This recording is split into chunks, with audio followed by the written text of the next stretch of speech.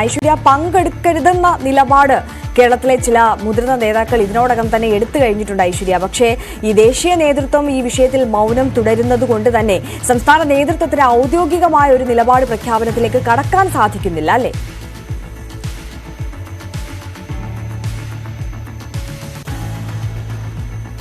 നിലപാടെടുത്ത് രംഗത്തെത്തിയിട്ടുണ്ട്. പക്ഷെ ഔദ്യോഗികമായ നിലപാട് പറയേണ്ട KPCC അധ്യക്ഷൻ തന്നെ അക്കാര്യത്തിൽ എന്ത് നിലപാട് ഔദ്യോഗികമായി പ്രഖ്യാപിക്കണമെന്നത് സംബന്ധിച്ച ഒരു ആശയക്കുഴപ്പമുണ്ട്. അതായത് ദേശീയ നേതൃത്വത്തിന് ഏത് തരത്തിലുള്ള ഒരു പ്രതിസന്ധി ഉണ്ടോ അത് സാരമായി തന്നെ കേരള ഘടകത്തെയും ബാധിച്ചിട്ടുണ്ട് എന്ന് വേണം ഈ ഘട്ടത്തിൽ നമുക്ക് മനസ്സിലാക്കാൻ. ചില നേതാക്കൾ മാത്രമാണ് പരസ്യമായി ഈ അയോധ്യ വിഷയത്തിൽ അതായത് പങ്കെടുക്കരുത് എന്നുള്ള കൃത്യമായ നിലപാട് പറഞ്ഞ് രംഗത്തെത്തിയിട്ടുള്ളത്.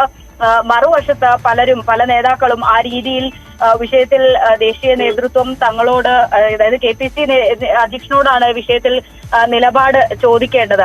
പക്ഷെ അദ്ദേഹത്തോട് നിലപാട് ചോദിച്ചിട്ടില്ല എന്നാണ് KPCC അധ്യക്ഷൻ പറയുന്നത്. മറുവശത്ത് K മുരളീധരൻ പറയുന്നത് കൃത്യമായി സംസ്ഥാനത്തിന്റെ നിലപാട് പങ്കെടുക്കരുത് എന്നുള്ള നിലപാട് KC വേണുഗോപാലിനെ അറിയിച്ചിട്ടുണ്ട് എന്ന് പറയുന്നു. ആകെ മൊത്തത്തിൽ സംസ്ഥാനത്ത് ഈ വിഷയത്തിൽ ഒരു ആശയക്കുഴപ്പമുണ്ട്. ഒരു വശത്ത് പ്രതിപക്ഷ നേതാവ് ഈ വിഷയത്തിൽ പ്രതികരിക്കാതെ മടങ്ങുന്നു.